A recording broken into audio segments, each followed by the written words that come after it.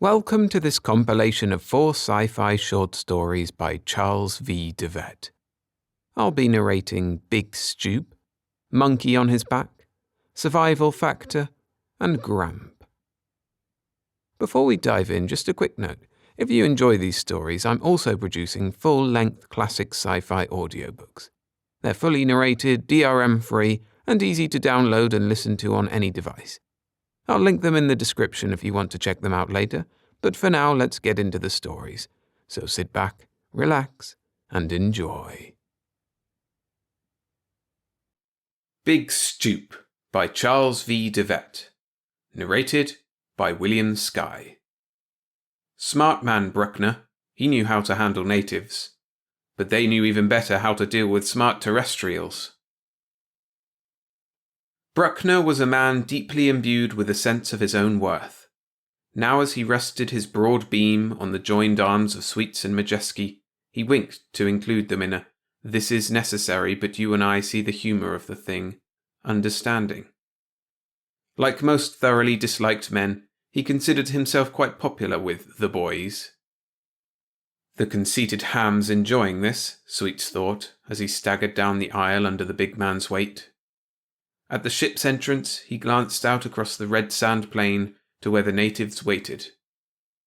They wore little clothing, Sweets noted, except the chief. He sat on his dais, carried on the shoulders of 8 of his followers, dressed in long streamers of multicoloured ribbons.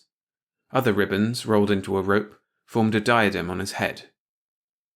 The only man more impressively dressed was Bruckner. He wore all the ceremonial trappings of a 2nd century Gallic king, complete with jewel-studded gold crown. As Sweets and Majeski grunted with their burden across the 10 yards separating the ship from the throne-like chair that had been brought out earlier, their feet kicked up a cloud of red dust that coated their clothing and clogged their nostrils. The dust had originally been red ferric sand, but the action of winds and storms had milled it together, grain against grain, through the ages, until it had become a fine red powder that hung in the hot, still air after they had passed. Most of Waterfield's planet, they had discovered on their inspection flight the day before, had been a desert for more centuries than they could accurately estimate. Its oases, however, were large and plentiful, and, as observed from the air, followed a clear-cut regular pattern. The obvious conclusion was that they were fed by underground rivers. The crewmen deposited their burden in the chair and stood waiting. "Nice work, men," Bruckner muttered in an undertone. "Now keep up the act. Bow from the waist and retire discreetly to the background." Majeski said something under his breath as they complied. The greeting ceremony got off to a good start after that, Sweets had to admit. Whatever else might be said of Bruckner, he knew his job as a psychologist. Bruckner rose to his feet, raised his right hand, palm forward, and intoned gravely, "Earthmen greet you." He spoke in the language of the natives. The tribal chieftain raised his hand negligently in reply, but neither rose nor spoke. With a great display of magnanimity, Bruckner sent over a bolt of bright red cloth. The chieftain accepted the gift and sent back a large wooden box carried by 2 of his men. They lowered the box at Bruckner's feet, and one of them opened a door in its side. The large animal, or bird, the Earthmen couldn't be certain which, that stepped out stood about 7 feet tall, with a body shaped like a bowling pin. It walked on webbed feet that angled outward, had short flippers, set low on a body covered with coarse hair that might have been feathers, and was armed with long, vicious claws. There was something so ludicrous about its appearance that Sweets had difficulty stifling the chuckle that rose in his throat. The animal, however, took itself very seriously. When it saw its audience, the spaceship's crew, watching, it took 2 spraddling steps forward, pulled the bulk of its pot-bellied stomach up into its chest, and paused dramatically. It gave 3 very loud, hoarse burps, somewhere between the squawk of a duck and the braying of an ass. It was a hilariously funny caricature of a pompous orator. Someone snickered. Immediately, Sweets and the other crew members joined in the laughter. It was the kind of belly laughing that could not be restrained. While he roared, Sweets took time to observe Bruckner. At the first outbreak of laughter, the psychologist scowled and glanced nervously across at the natives. But when he saw that they too had joined in the laughter, he allowed himself to smile condescendingly. The meeting ended with much apparent goodwill on both sides. "Well, I guess we knew what we were doing, didn't we?" Bruckner said after they were back in the ship. He made a point of emphasizing the we. "At the time Waterfield's planet was first discovered," he explained, "the official report was that the natives were friendly. However, when the survey team landed a year later, they ran into trouble. At the beginning, they were courteous and considerate in their dealings with the natives, but the tribesmen took that as a sign of weakness and gave the team very little cooperation. Then they tried being a bit tough and found themselves with a small war on their hands. They were lucky to get away with their lives. So you can see why I'm pleased with the way things went off today." "If the natives are that touchy, we'll still have to be careful," Sweets said. "What are we supposed to be doing here anyway?" Bruckner looked carefully around the circle at each of his listeners. "There's no reason now why I shouldn't tell you," he said confidingly. "The survey team found enough traces of rare elements here to suspect that there might be large deposits on the planet. That's what we're after." "And you think there might be trouble?" Majewski asked. Bruckner had his full attention now, Sweets noted. There was always a kind of leashed vitality about Majewski that made him poor company during a space trip, but he was the type of man you'd want on your side in a rough and tumble. "I certainly do not," Bruckner answered, frowning in annoyance. "It's my job to see that we don't have trouble. I went very carefully over the records of the 2 previous landings, even before we began this trip, and I believe I understand the psychological compulsions of these tribesmen quite well." "You mean you know what makes them tick?" Majewski asked.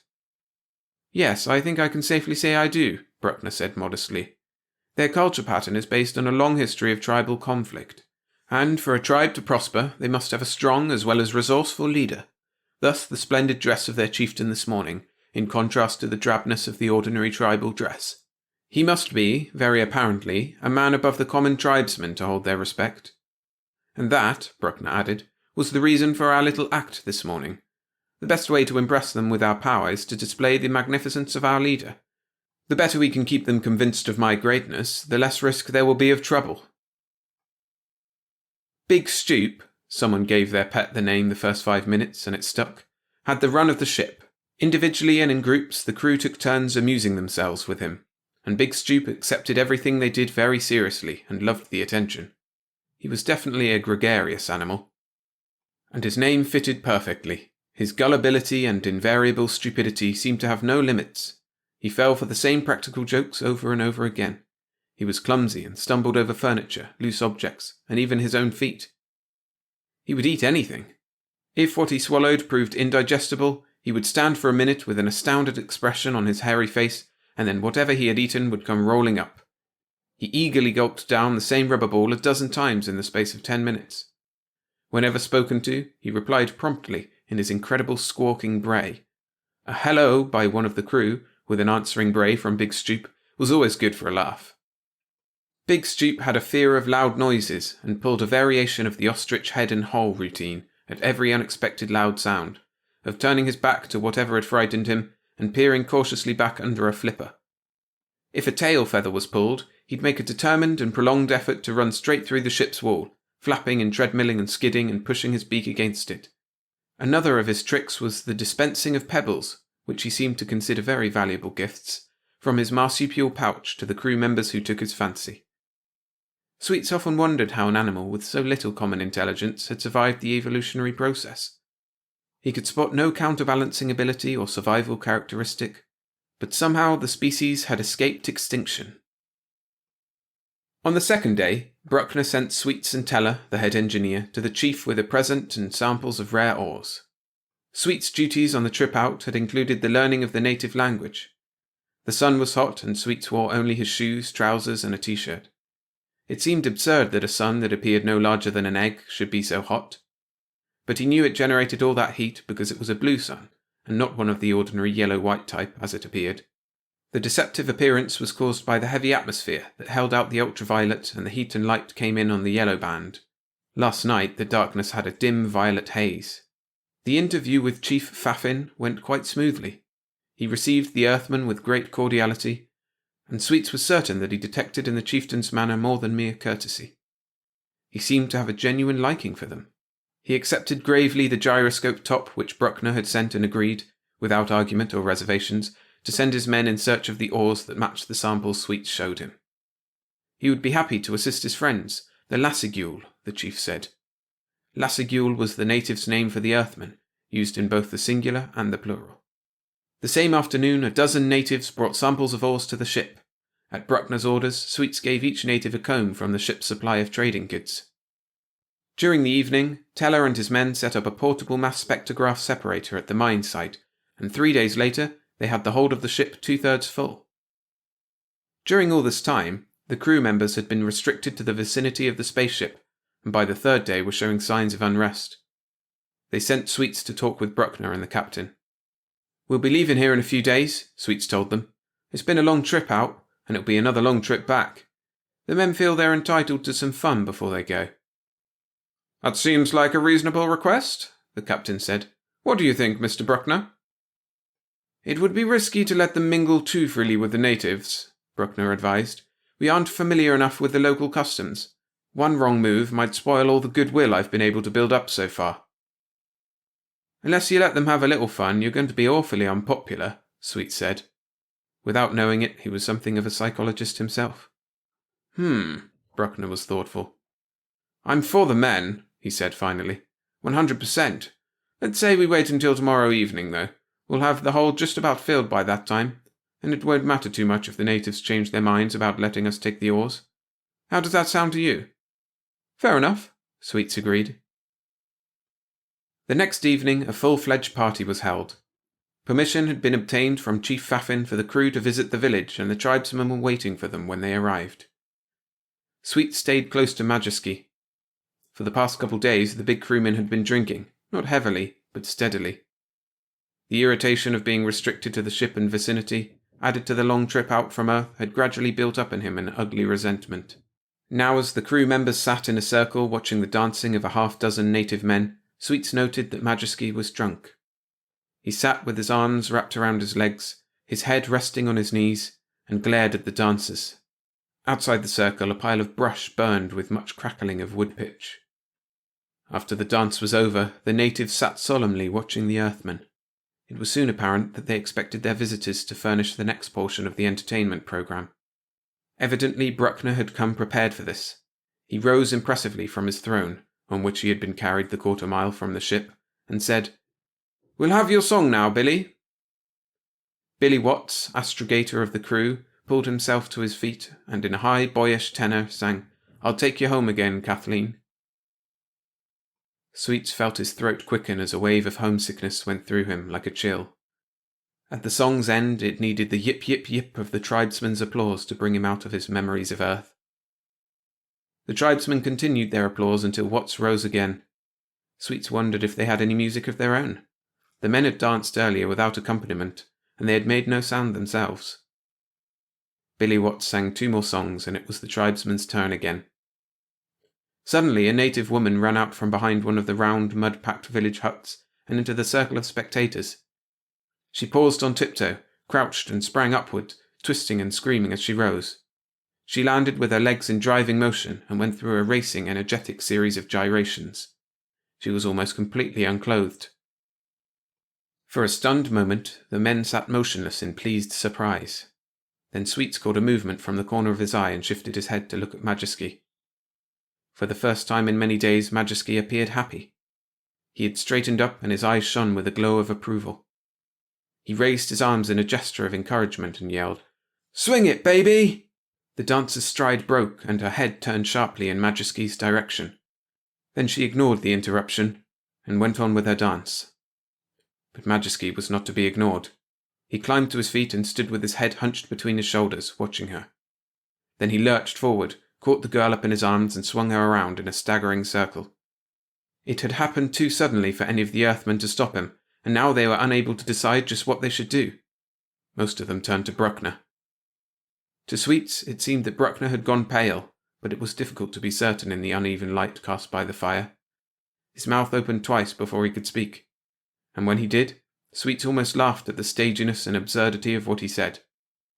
"Unhand that woman!" Bruckner commanded. Bruckner's voice was loud, and it penetrated through the haze of Majeski's drunken elation. He stopped his spinning and set the girl on her feet, but he kept his right arm around her waist and glared back at Bruckner. "Go to hell!" he said. The natives apparently had been as surprised as the crew, for they had not moved. Now, however, one of them rose and lunged at Majewski. Majewski's face twisted into an expectant grin, and he tossed the girl aside and stood with widespread legs, waiting. As the native dived in with his head lowered, Majewski brought his right fist up in a powerful uppercut and smashed it into the tribesman's mouth. The native continued his dive and landed face down. Natives and Earthmen were on their feet now and moving toward Majewski. Sweets reached him first. The grin of pleasure was still on Majewski's face as he hit Sweets on the left cheek and spun him half around. He butted his head into the chest of the next man to reach him, but they pulled him down then and held him helpless. The natives had paused when they saw the Earthman grab Majewski. Now Bruckner made his voice heard above the noise. "Bring him over here!" he yelled. 2 men pinned Majewski's arms while a third held one kicking leg. They dragged him over to Bruckner. "You damn dumb fool!" Bruckner cursed fervently. He raised his voice. "All of you," he ordered. "Back to the ship!" The natives made no attempt to stop them. Sweets glanced back over his shoulder at Chief Fafin as they went. He was standing and intoning sadly, "Lassigule, Lassigule, Lassigule." The following day, Bruckner called Sweets to his quarters. "That was a rotten piece of business last night," Bruckner said, "but I'm proud of the way you acted. You did some mighty quick thinking there." Sweets grunted. He knew the flattery was leading to something. "I've been giving the matter some deep thought since," Bruckner continued, "and I don't think it's too late yet to patch things up. But I need a man with guts," he laughed. "How brave do you feel this morning?" Sweets shrugged and regarded the other levelly. "You can speak their language," Bruckner said, "and I don't believe they're sure enough of themselves to risk bloodshed. How would you like to bring another present to the chief? I'll see that you're—" "I don't feel like being a hero this morning," Sweets interrupted. "Why don't you go yourself?" Bruckner's eyebrows raised. "My job is vital to the success of this expedition to risk my life unnecessarily. I'd go myself except that it's too dangerous," Sweets finished for him. Bruckner straightened and his lips grew narrower. "That will be enough of that. We'll find some way to get along without your help." The party Bruckner organised to visit the native village pointedly did not include Sweets. Each man carried a rifle and sidearms. Bruckner walked this time, at their head, but Sweets made a small bet with himself that Bruckner would stay close to the protection of his men. He was willing enough to send another man out alone, but when he had to go himself, he made sure that he was well protected. Bruckner and his men had been gone almost an hour when Sweets heard the sound of Big Stupe's horse squawking from outside the ship. There seemed to be anger in the tones. Before Sweets reached the open portal of the ship, he heard more excited squawks. They were similar to Big Stupe's, but they weren't being made by him. Outside, Sweets found Big Stupe facing 3 others of his breed, exchanging loud, angry squawks. Soon they began to walk rapidly in their pseudo-dignified spraddles, each in a small circle. Abruptly they were locked together, and it was soon apparent that this was no game. Big Stupe pulled with both flippers at the head of one of his visitors, while another systematically raked his long claws down the sides of Big Stupe's neck. Before Sweets could reach him, the neck was streaming with blood. Sweets remembered how Big Stupe had always been afraid of loud noises, and he raised his voice in a shout. The other Stupes turned their backs, but Big Stupe brought one flipper around and hit Sweets squarely between the eyes. As Sweets stood stunned, he felt Big Stupe's body crash against his shoulders, and this time, when he yelled, it was in alarm and fear. Then he was free, and his eyes swam back into focus. He saw Big Stupe standing with his back turned. The 3 visitors were shambling off awkwardly. Sweets left Big Stupe and stumbled back to the ship. Bruckner returned, well pleased with his trip. "I'd say we handled that exactly right," he said. "I don't know if the other expeditions contacted this particular tribe or not, but at least stories must have reached them of the potency of Earthmen's weapons. When we showed them that we preferred peace, but were ready to fight if necessary, that was the end of the affair. And the presents we had for Fafin and for the native that Majewski hit didn't hurt any. The one thing to keep in mind is that we've got to make them respect us. And those lads have plenty of respect for Lassigule right now." It seemed that Bruckner was right. There was no further difficulty with the tribesmen as the engineers completed their mining and separating operations and finished filling the hold of the ship. 2 days later, they were ready to leave. "Can we take Big Stupe along with us when we go?" one of the crewmen asked Bruckner. Most of them were standing outside the ship, taking a last look around at Waterfield's planet. The ship had been made space-ready, and all preparations for departure had been completed. "I see no reason why not," Bruckner answered. "He certainly helps keep our morale up. I wonder," he went on in an expansive mood, "if you men realize why you get such a kick out of Big Stupe. You ought to read Hobbes' essay on the basis of humour sometime. Hobbes does a fine job of showing that we enjoy humour because it caters to our need for self-approval. When a monkey falls out of a tree, all the other monkeys laugh because it makes them feel so clever and wise for not having fallen out of their tree. Whenever Big Stupe pulls one of his outlandish stunts, we are all reminded of how much smarter we are. It makes us feel good, and so we like Big Stupe. We like anybody or anything that makes us feel superior." A few of the natives who had been watching the preparations for departure from a distance walked closer. Bruckner turned and waved cheerfully to them. "Farewell, friends. Perhaps we'll see you again in a few years." He paused. "I've been wondering," he said, pointing at Big Stupe. "What's your name for this bird here?" "Lassigule," the native answered. They left Big Stupe behind.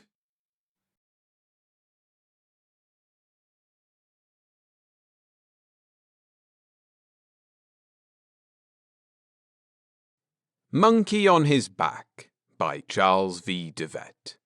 Narrated by William Skye.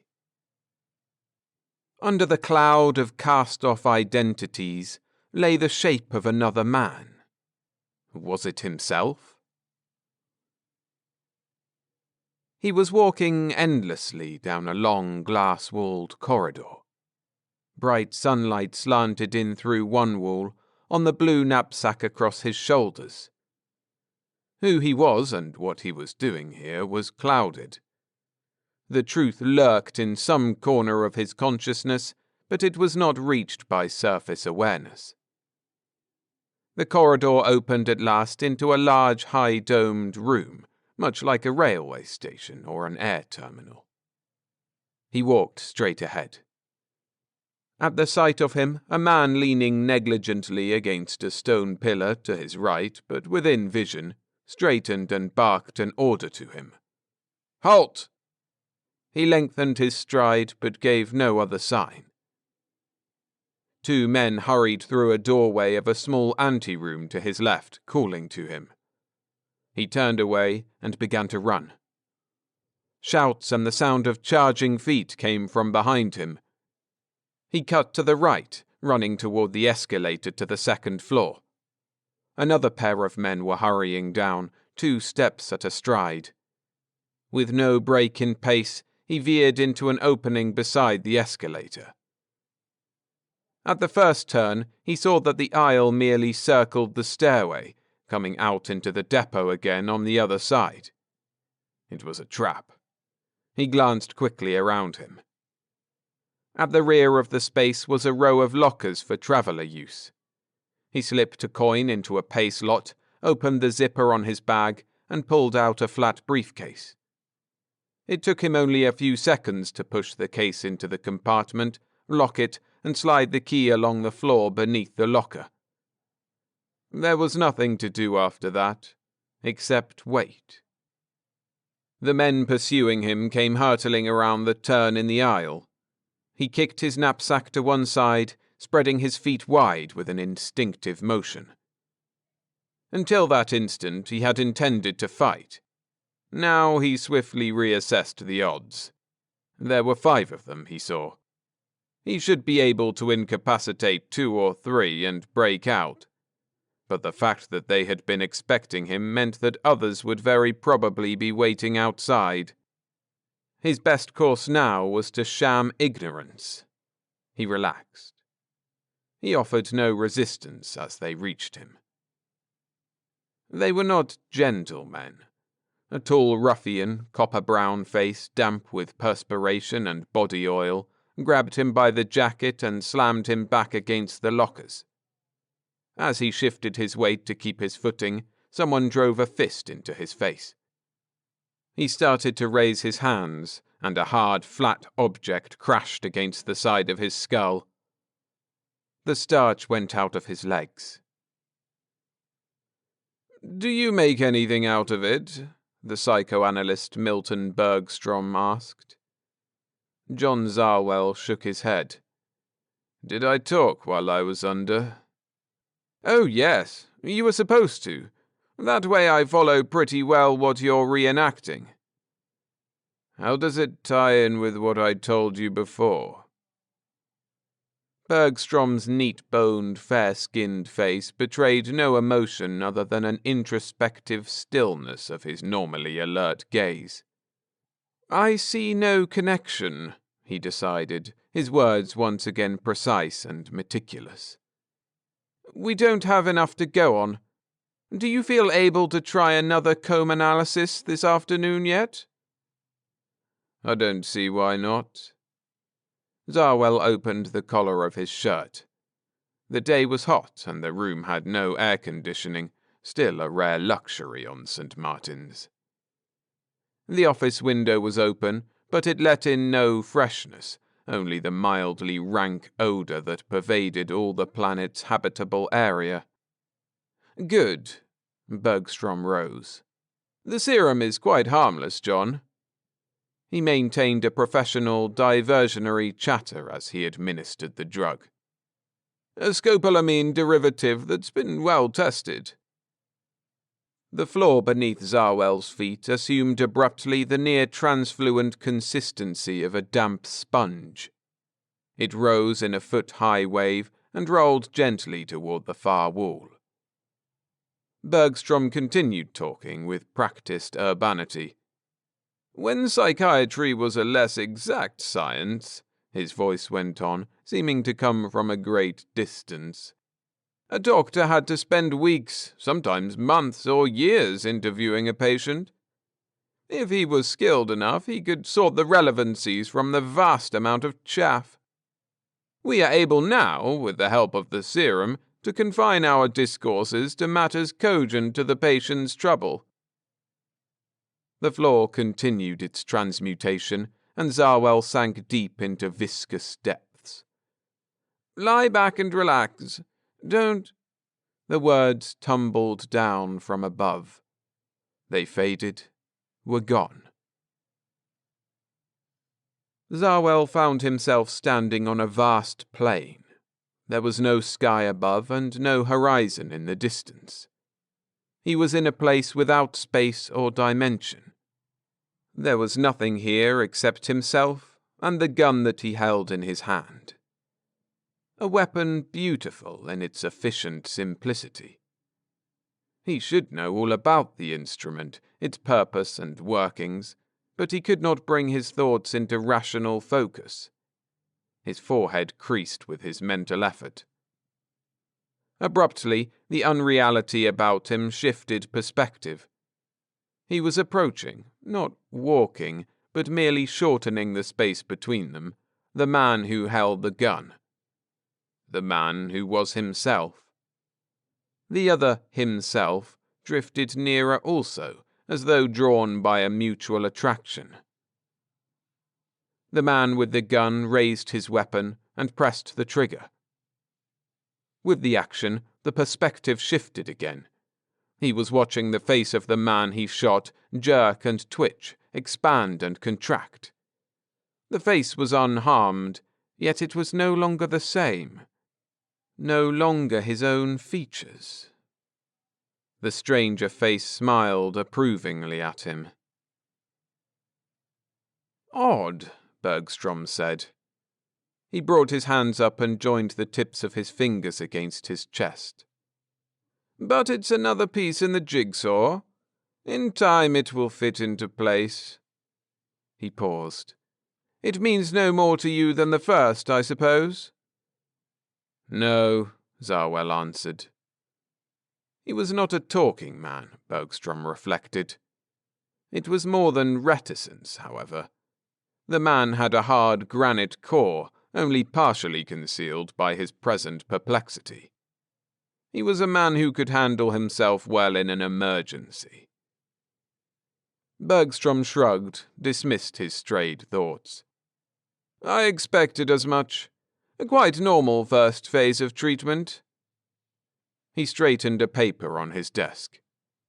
I think that will be enough for today. Twice in one sitting is about all we ever try. Otherwise, some particular episode might cause undue mental stress and set up a block. He glanced down at his appointment pad. Tomorrow at 2, then? Zarwell grunted acknowledgement and pushed himself to his feet, apparently unaware that his shirt clung damply to his body. The sun was still high when Zarwell left the analyst's office. The white marble of the city's buildings shimmered in the afternoon heat, squat and austere as giant tree trunks, pock-marked and grey-mottled with windows. Zarwell was careful not to rest his hand on the flesh-searing surface of the stone. The evening meal hour was approaching when he reached the flats on the way to his apartment. The streets of the old section were near deserted. The only sounds he heard as he passed were the occasional cry of a baby, chronically uncomfortable in the day's heat, and the lowing of imported cattle waiting in a nearby shed to be shipped to the country. All St. Martin's has a distinctive smell, as of an arid, dried-out swamp with a faint taint of fish. But in the flats the odour changes. Here is the smell of factories, warehouses, and trading marts, the smell of stale cooking drifting from the homes of the labourers and lower-class tech men who live there. Zarwell passed a group of smaller children playing a desultory game of lick-lick for pieces of candy and cigarettes. Slowly, he climbed the stairs of a stone flat. He prepared a supper for himself and ate it without either enjoyment or distaste. He lay down, fully clothed, on his bed. The visit to the analyst had done nothing to dispel his ennui. The next morning, when Zarwell awoke, he lay for a moment unmoving. The feeling was there again, like a scene waiting only to be gazed at directly to be perceived. It was as though a great wisdom lay at the edge of understanding. If he rested quietly, it would all come to him. Yet always, when his mind lost its sleep-induced lethargy, the moment of near understanding slipped away. This morning, however, the sense of disorientation did not pass with full wakefulness. He achieved no understanding, but the strangeness did not leave as he sat up. He gazed about him. The room did not seem to be his own. The furnishings and the clothing he observed in a closet might have belonged to a stranger. He pulled himself from his blankets, his body moving with mechanical reaction. The slippers into which he put his feet were larger than he had expected them to be. He walked about the small apartment. The place was familiar, but only as it would have been if he had studied it from blueprints, not as though he lived there.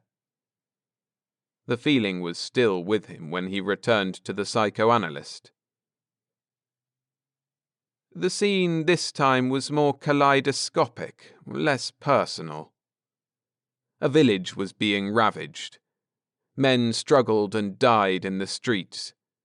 Zarwell moved among them, seldom taking part in the individual clashes, yet a moving force in the conflict. The background changed. He understood that he was on a different world. Here, a city burned. Its resistance was nearing its end. Zarwell was riding a shaggy pony outside a high wall surrounding the stricken metropolis. He moved in and joined a party of short, bearded men, directing them as they battered at the wall with a huge log mounted on a many-wheeled truck. The log broke a breach in the concrete, and the besiegers charged through, carrying back the defenders who sought vainly to plug the gap. Soon there would be rioting in the streets again, plundering and killing. Zarwell was not the leader of the invaders, only a lesser figure in the rebellion. But he had played a leading part in the planning of the strategy that led to the city's fall. The job had been well done. Time passed without visible break in the panorama. Now Zarwell was fleeing, pursued by the same bearded men who had been his comrades before. Still, he moved with the same firm purpose, vigilant, resourceful, and well prepared for the eventuality that had befallen. He made his escape without difficulty. He alighted from a spaceship on still another world, another shift in time, and the atmosphere of conflict engulfed him. Weary but resigned, he accepted it and did what he had to do. Bergstrom was regarding him with speculative scrutiny. "You've had quite a past, apparently," he observed. Zarwell smiled with mild embarrassment. "At least in my dreams." "Dreams?" Bergstrom's eyes widened in surprise. "Oh, I beg your pardon. I must have forgotten to explain. This work is so routine to me that sometimes I forget it's all new to a patient. Actually, what you experienced under the drug were not dreams. They were recollections of real episodes from your past." Zarwell's expression became wary. He watched Bergstrom closely. After a minute, however, he seemed satisfied, and he let himself settle back against the cushion of his chair. "I remember nothing of what I saw," he observed. "That's why you're here, you know," Bergstrom answered. "To help you remember." "But everything under the drug is so haphazard?" "That's true. The recall episodes are always purely random, with no chronological sequence.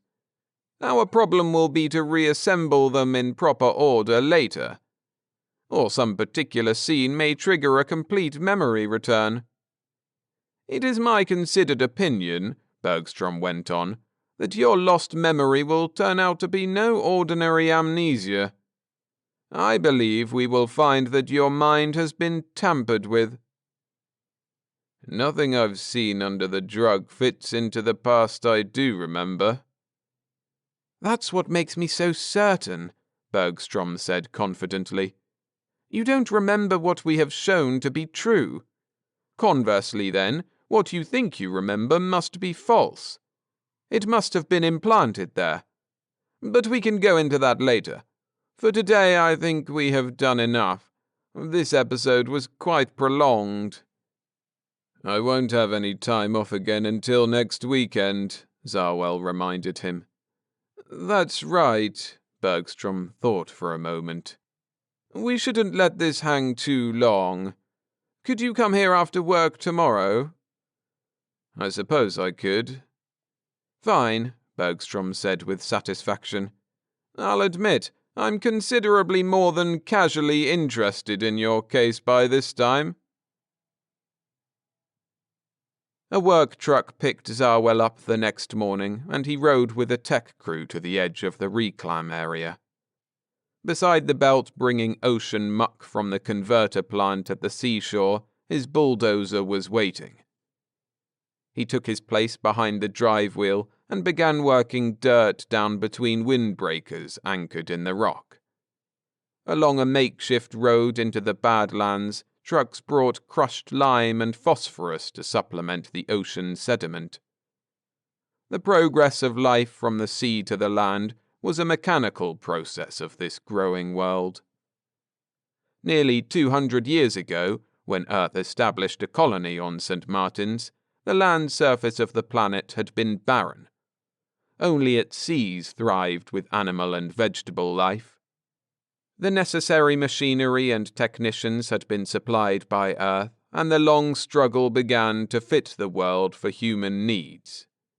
When Zarwell arrived 6 months before, the vitalized area already extended 300 miles along the coast and 60 miles inland. And every day the progress continued. A large percentage of the energy and resources of the world were devoted to that essential expansion.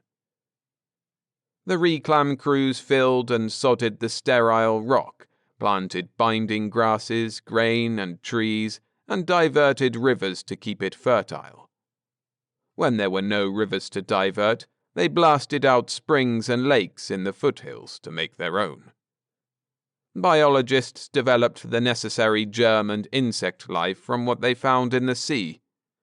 Where that failed, they imported microorganisms from Earth. 3 rubber-tracked crawlers picked their way down from the mountains until they joined the road passing the belt. They were loaded with ore that would be smelted into metal for depleted Earth or for other colonies short of minerals. It was St. Martin's only export thus far. Zarwell pulled his sun helmet lower to better guard his hot, dry features. The wind blew continuously on St. Martin's, but it furnished small relief from the heat. After its 3,000-mile journey across scorched, sterile rock, it sucked the moisture from a man's body, bringing a membrane-shrinking dryness to the nostrils as it was breathed in. With it came also the cloying taste of limestone in a worker's mouth. Zarwell gazed idly about at the other labourers. Fully 3/4 of them were berry-rabza-ridden. A cure for the skin fungus had not yet been found. The men's faces and hands were scabbed and red.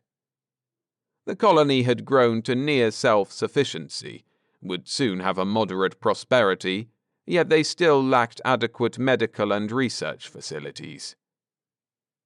Not all the world's citizens were content. Bergstrom was waiting in his office when Zarwell arrived that evening. He was lying motionless on a hard cot, with his eyes closed, yet with his every sense sharply quickened. Tentatively, he tightened small muscles in his arms and legs. Across his wrists and thighs he felt straps binding him to the cot. "So that's our big bad man," a coarse voice above him observed caustically. "He doesn't look so tough now, does he?" "It might have been better to kill him right away," a second, less confident voice said. "It's supposed to be impossible to hold him." "Don't be stupid.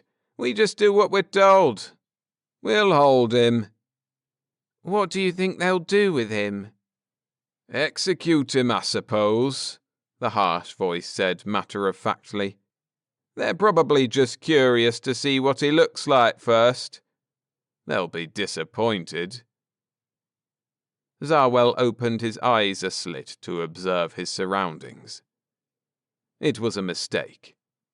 "He's out of it," the first speaker said, and Zarwell allowed his eyes to open fully. The voice he saw belonged to the big man who had bruised him against the locker at the spaceport. Irreverently, he wondered how he knew now that it had been a spaceport. His captor's broad face jeered down at Zarwell. "Have a good sleep?" he asked with mock solicitude. Zarwell did not deign to acknowledge that he heard. The big man turned. "You can tell the chief he's awake," he said. Zarwell followed his gaze to where a younger man, with a blonde lock of hair on his forehead, stood behind him. The youth nodded and went out while the other pulled a chair up to the side of Zarwell's cot. While their attention was away from him, Zarwell had unobtrusively loosened his bonds as much as possible with arm leverage. As the big man drew his chair nearer, he made the hand farthest from him tight and compact, and worked it free of the leather loop. He waited. The big man belched. "You're supposed to be great stuff in a situation like this," he said, his smoke-tan face splitting in a grin that revealed large, square teeth. "How about giving me a sample?" "You're a yellow-livered bastard," Zarwell told him. The grin faded from the oily face as the man stood up. He leaned over the cot, and Zarwell's left hand shot up and locked about his throat, joined almost immediately by the right. The man's mouth opened, and he tried to yell as he threw himself frantically backward. He clawed at the hands about his neck. When that failed to break the grip, he suddenly reversed his weight and drove his fist at Zarwell's head. Zarwell pulled the struggling body down against his chest and held it there until all agitated movement ceased. He sat up then, letting the body slide to the floor. The straps about his thighs came loose with little effort. The analyst dabbed at his upper lip with a handkerchief. "The episodes are beginning to tie together," he said, with an attempt at nonchalance. "The next couple should do it." Zarwell did not answer. His memory seemed on the point of complete return, and he sat quietly, hopefully. However, nothing more came, and he returned his attention to his more immediate problem. Opening a button on his shirt, he pulled back a strip of plastic cloth just below his ribcage and took out a small flat pistol. He held it in the palm of his hand. He knew now why he always carried it. Bergstrom had his bad moment. "You're not going to—" he began at the sight of the gun. He tried again. "You must be joking." "I have very little sense of humor," Zarwell corrected him. "You'd be foolish." Bergstrom obviously realized how close he was to death. Yet surprisingly, after the first start, he showed little fear. Zarwell had thought the man a bit soft, too adjusted to a life of ease and some prestige to meet danger calmly. Curiosity restrained his trigger finger. "Why would I be foolish?" he asked. "Your Menninger oath of inviolable confidence?" Bergstrom shook his head. "I know it's been broken before, but you need me. You're not through, you know. If you killed me, you'd still have to trust some other analyst." "Is that the best you can do?" "No." Bergstrom was angry now. "But use that logical mind you're supposed to have. Scenes before this have shown what kind of man you are. Just because this last happened here on St. Martin's makes little difference. If I was going to turn you into the police, I'd have done it before this." Zarwell debated with himself the truth of what the other had said. "Why didn't you turn me in?" he asked. "Because you're no mad dog killer." Now that the crisis seemed to be past, Bergstrom spoke more calmly, even allowed himself to relax. "You're still pretty much in the fog about yourself. I read more in those comb analyses than you did. I even know who you are." Zarwell's eyebrows raised. "Who am I?" he asked, very interested now. Without attention, he put his pistol away in a trouser pocket. Bergstrom brushed the question aside with one hand. "Your name makes little difference. You've used many. But you are an idealist. Your killings were necessary to bring justice to the places you visited. By now you're almost a legend among the human worlds. I'd like to talk more with you on that later." While Zarwell considered, Bergstrom pressed his advantage. "One more scene might do it," he said. "Should we try again? If you trust me, that is." Zarwell made his decision quickly. "Go ahead," he answered. All Zarwell's attention seemed on the cigar he lit as he rode down the escalator, but he surveyed the terminal carefully over the rim of his hand. He spied no suspicious loungers. Behind the escalator, he groped along the floor beneath the lockers until he found his key. The briefcase was under his arm a minute later. In the basement lathe, he put a coin in the pay slot of a private compartment and went in. As he zipped open the briefcase, he surveyed his features in the mirror. A small muscle at the corner of one eye twitched spasmodically. One cheek wore a frozen quarter smile. 36 hours under the paralysis was longer than advisable. The muscles should be rested at least every 24 hours. Fortunately, his natural features would serve as an adequate disguise now. He adjusted the ring setting on the pistol-shaped instrument that he took from his case, and carefully rayed several small areas of his face, loosening muscles that had been tight too long. He sighed gratefully when he finished, massaging his cheeks and forehead with considerable pleasure. Another glance in the mirror satisfied him with the changes that had been made. He turned to his briefcase again and exchanged the gun for a small syringe which he pushed into a trouser pocket and a single-edged razor blade. Removing his fibercloth jacket, he slashed it into strips with the razor blade and flushed it down the disposal bowl. With the sleeves of his blouse rolled up, he had the appearance of a typical workman as he strolled from the compartment. Back at the locker, he replaced the briefcase and, with a wad of gum, glued the key to the bottom of the locker frame. One step more. Taking the syringe from his pocket, he plunged the needle into his forearm and tossed the instrument down a waste chute. He took 3 more steps and paused uncertainly. When he looked about him, it was with the expression of a man waking from a vivid dream. "Quite ingenious," Graves murmured admiringly. "You had your mind already preconditioned for the shot. But why would you deliberately give yourself amnesia?" "What better disguise than to believe the part you're playing?" "A good man must have done that job on your mind," Bergstrom commented. "I'd have hesitated to try it myself. It must have taken a lot of trust on your part." "Trust and money," Zarwell said dryly. "Your memory's back, then?" Zarwell nodded. "I'm glad to hear that," Bergstrom assured him.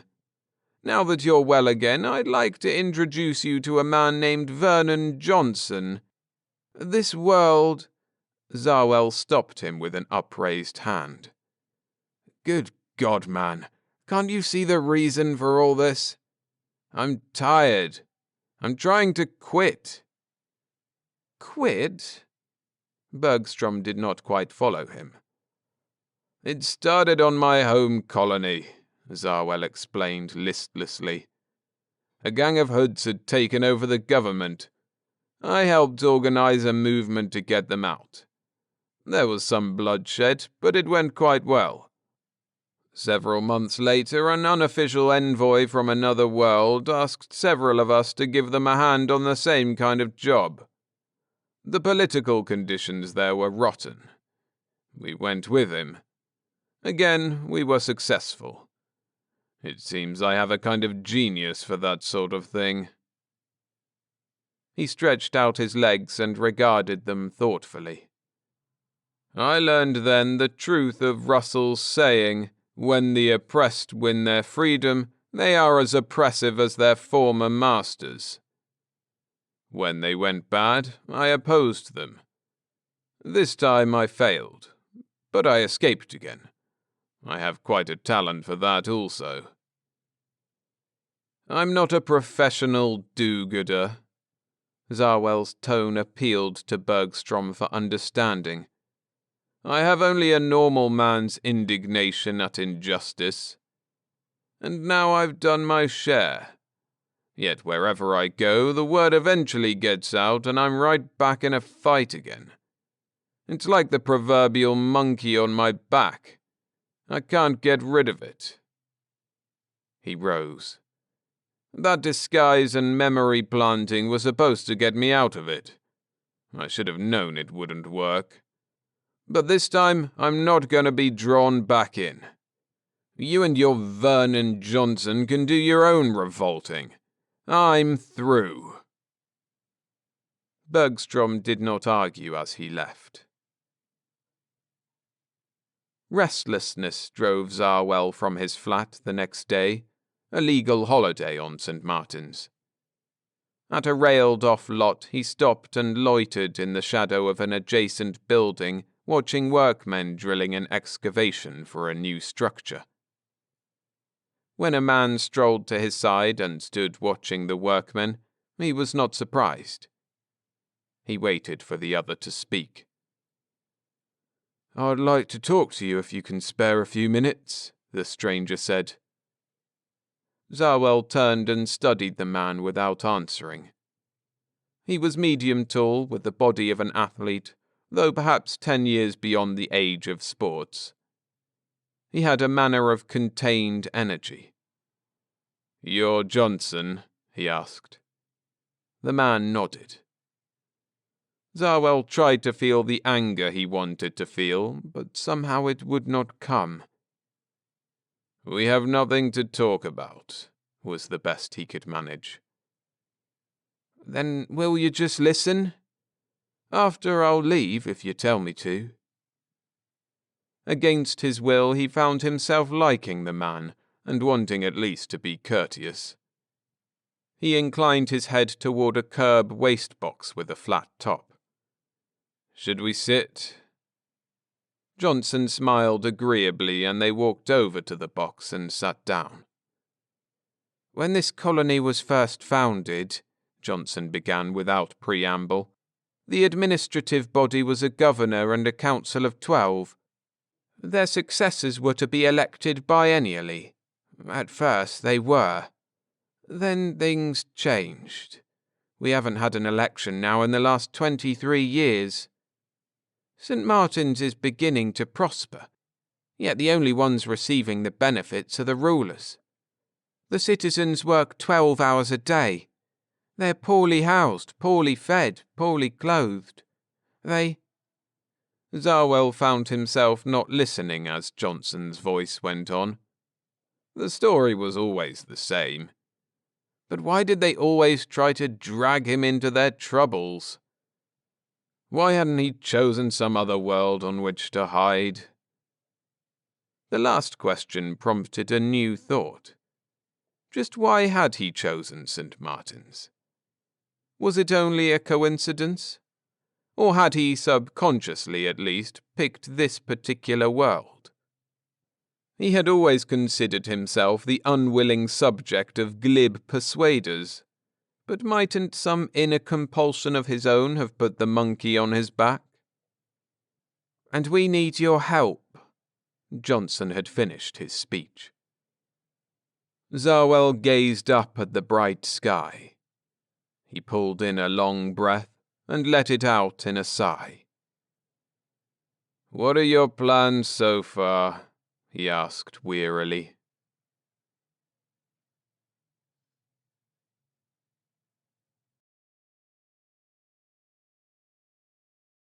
If you're enjoying the stories, I'd appreciate it if you hit the like button. Thanks. Survival Factor by Charles V. DeVette.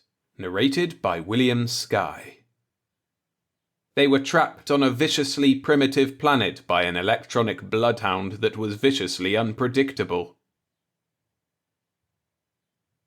The survey team was 7 parsecs beyond the rim when the bloodhound picked up their trail.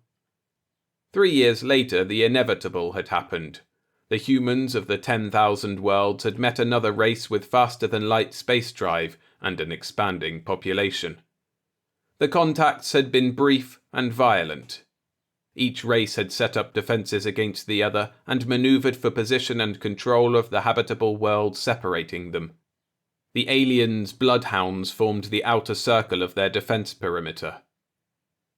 The S-tracer continued its bleak chirping as Wallace read the figures on its dial and made a swift calculation. "We have time for one dip into space bridge," he informed Saxton, the other member of the team. "If we don't find a planet fast when we come out, we've had it." Saxton nodded. "We'd better backtrack. Set the bridge for that star group we recorded yesterday. Hurry, we haven't any time to spare." 4 minutes later, Wallace brought the 2 handles of the bridge control together and the ship winked into hyperspace. Wallace's body jerked upright and he sat stiff and straight, fighting the impulse to retch that rode his stomach muscles. The room around him took on the visual consistency of thin milk. The low hum of the ship's instruments increased in intensity through the hands that he pressed tightly to his head. Mingled with the sound of the small motors was Saxton's high-strained muttering. "I can't take any more of it! I can't take any more of it!" Then all was normal again. They were out of hyperspace. Wallace reached for a knob on the board in front of him and began turning it slowly. Both men watched the vision panel on the front wall. After a minute, a blue globe floated in from one side. "We'll have to try that one," Wallace said. "It at least has atmosphere." "We don't have any choice," Saxton answered. With his head, he indicated the S-tracer. Its stark chirping had begun again. "The hound's closer than I thought," Wallace complained. "We'll have to risk a faster passage to the surface than would ordinarily be safe." Drops of perspiration that had gathered on his forehead joined together and ran down the side of his nose. He shook his head to clear them away. By the time they entered the blue planet's atmosphere, the intervals between the chirps of the S-tracer had shortened until now they were almost continuous. Gradually, as they plunged toward the planet's surface, the room's temperature rose. They stripped to their shorts and kept the pace steady. When it seemed that they could stand the heat no longer, the ship paused and settled slowly to the ground. Quickly, Wallace shut off the drive motors. The only sound within the ship was the purring of the cooling apparatus. "Any chance that it can detect our cooling motor?" Saxton asked. "I don't believe it can follow anything smaller than our main drive," Wallace answered. He pointed to the S-tracer. "It's already lost us. Of course, we know it won't go away. It'll circle the planet until we come out and try again." During the next hour, as the temperature within the ship returned slowly to normal, Wallace and Saxton kept busy checking the gauges that measured and recorded the elements in the planet's atmosphere. At last, Saxton sighed heavily. "Livable," he said. "Closer to Earth norm than we could have hoped," Wallace agreed. "What do we do now?" "We could stay here for 2 years until the Bloodhound runs out of fuel. That's the estimated time it's supplied for." "That doesn't sound like a very encouraging prospect." Saxton's dark tan features were lined with worry. "We don't have food enough for one thing. Maybe the aliens will get discouraged and go away." "Hardly. You've forgotten that the Bloodhounds are fully automatic and unmanned. A machine doesn't discourage very easily." "We sure as heck ought to be able to outwit a machine," Saxton said. He thought for a moment. "If we waited until it was across the planet from us, we might have time to get out and take another jump toward home. One more and we'd be far enough in so our own cruisers could take care of the Bloodhound." Wallace shook his head. "Its speed is too great. Our best chance is that it doesn't hold to a straight path around the planet.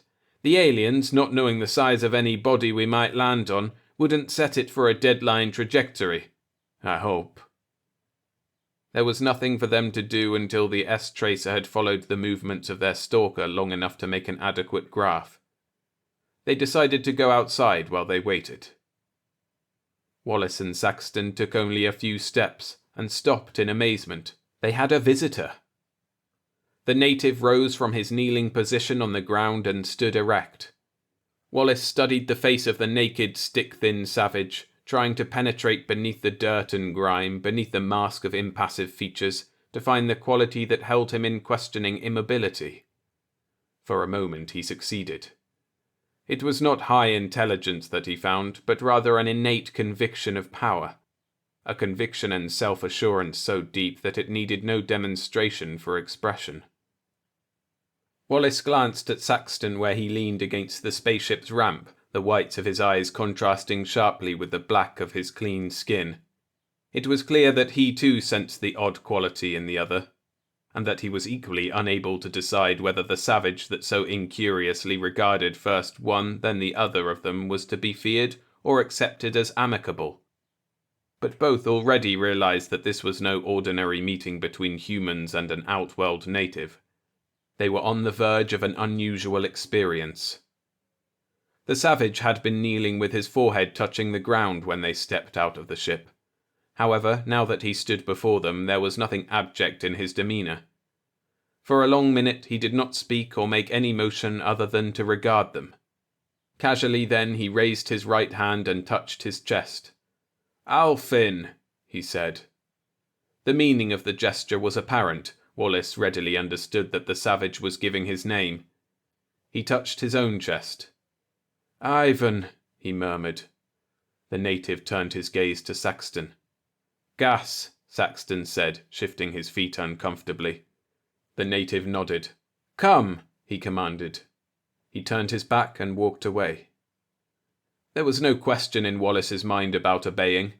It was only his subconscious that moved his hand to make certain that his gun was in its holster and to glance at Saxton to see that he too was armed.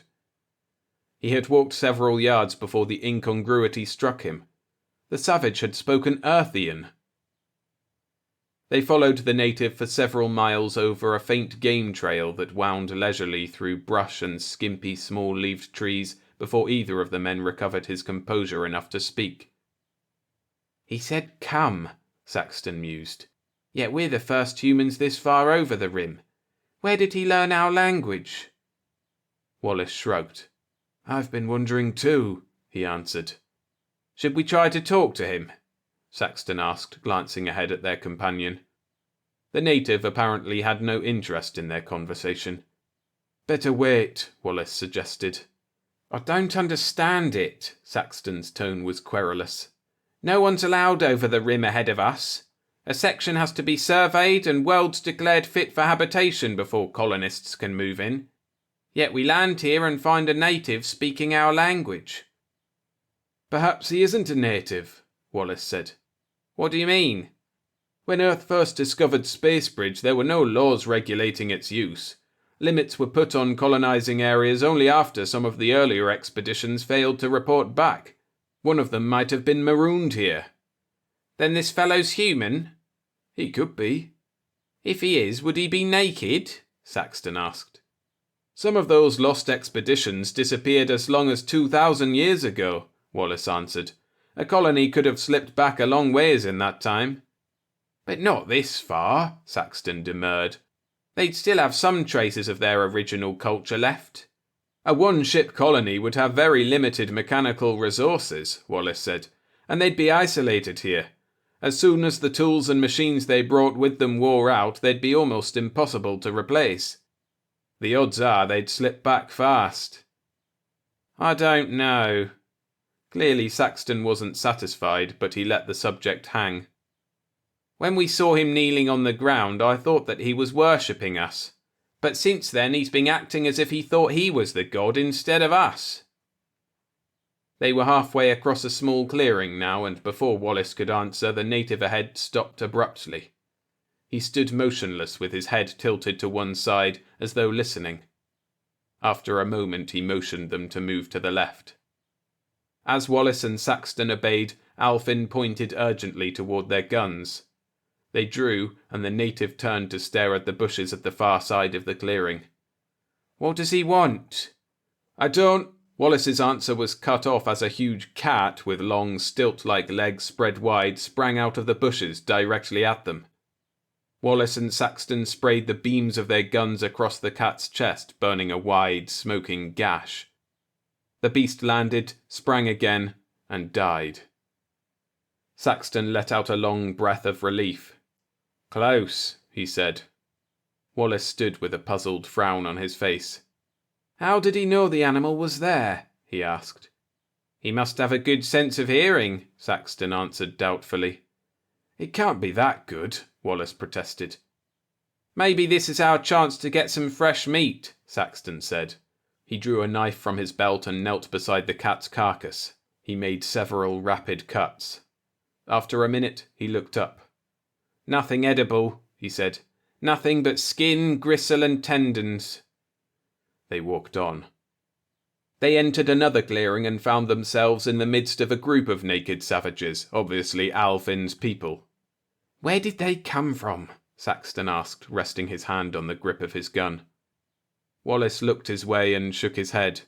"No guns," he said. "We'll have to take the chance that they're friendly." Most of the members of the group, Wallace observed, were lying on the ground or idling about at the edges of the small clearing. He counted 23 of both sexes and varying ages. There was no sign of clothing or ornament on any of them. They were naked, filthy, and nondescript, yet each had the mark of that quality that had puzzled them in Alfin, the deep inner assurance. A few glanced their way, but without any evidence of an unusual degree of interest. Their attention returned to Alfin. Streaks of sweat had made grey trails on his grimy face, and he gave off an odour that was sharp and rancid. He sat on the ground and motioned for Wallace and Saxton to do the same. Wallace hesitated, then spread his hands resignedly. "This is a strange game," he said. "We'll let him make the first moves." He and Saxton sat down together. Alfin began speaking without inflection and with few pauses. Some of the individual words sounded faintly familiar, but the two men could make no sense of what he said. "I'm afraid we can't understand you," Wallace told him. In an aside to Saxton, he said, "He won't understand me either, but I don't think we'd better ignore him." Saxton nodded. "I guess you are right about his being human," he said. "Some of those words were definitely Earthian." Alfin raised his voice in a shout. "Ilma!" One of the women in the centre of the clearing laughed and came toward them. She was stick-thin, as were Alfin and most of the others, and very dirty. As she came near, she smiled. Her teeth were discoloured and rotting. She giggled. Alfin indicated her with a sweep of his arm. "Mate?" he inquired. Wallace felt himself reddening. "Is he offering her to us?" he asked Saxton. "I think so," Saxton smiled uneasily. "It looks like it's our move now." "We'll have to risk offending them." Wallace looked at Alfin and shook his head vigorously. "No, mate," he said. The woman giggled again and walked away. Alfin seemed to have lost interest. He pulled himself jerkily to his feet and went across the clearing to the fire that the two surveyors had noted earlier. A large clay kettle rested on a flat rock over the fire. "There's meat in that kettle," Saxton said, whimsically licking his lips. "I hope he passes some around." "I don't think we should eat any," Wallace cautioned. "Why not?" "You know the saying, one man's meat." "But I'm starved for fresh meat," Saxton argued. "We'll see if we can get him to give us some," Wallace said. "We can take it back to the ship and test it before we eat any." They watched Alfin as he dug in the kettle with a stick and placed the food he speared on a large leaf. He carried it to where an old man sat with his back resting against a tree trunk. The hoary veteran had a long scar on his right arm that ran from shoulder to elbow. Evidently he had had a brush with one of the big cats some time in the past. Oddly enough, he was the only native that was not thin and hungry looking. "He must be the chief," Saxton said. "At least he's well fed." Wallace nodded. When Alfin returned, Saxton said, "Meat." At the same time, he rubbed his stomach in a circular motion. Alfin paused, thinking over what Saxton had said, then nodded several times. He made a gesture with his arm for them to follow, and led them to the fat old man. "Meat," Alfin intoned expressionlessly, and stood as though waiting for the old man's reply. "I hope he's in a generous mood," Saxton said. They had seen no sign from the old man, but Alfin turned to them and nodded once more. "Meat," he said. He made no further move. "Why doesn't he get it?" Saxton asked finally. "Apparently he agrees, but he just stands there." "Maybe we're supposed to do something now," Wallace said. "But what? Do you suppose we're expected to pay him some way?" "That could be," Saxton answered. "Or maybe the chief's eating the last of what they have now, and they'll give us a chunk when they get some more. Anyway, let's not wait any longer. I'm starved. Even canned concentrate would taste good to me now." By morning, the S-Tracer had marked the tracking chart sufficiently to give them some data on the Bloodhound's actions. Wallace went over it carefully. Saxton stayed in his bunk and pretended to be still sleepy, but Wallace could feel his gaze following the work closely. When at last he looked up, Saxton said, "Well?" "We have something to work on," Wallace answered the question in his voice. "But unless we get more, I don't see how it will help us." The bloodhound, he went on, not waiting for further inquiry from Saxton, is acting pretty much as we thought it would.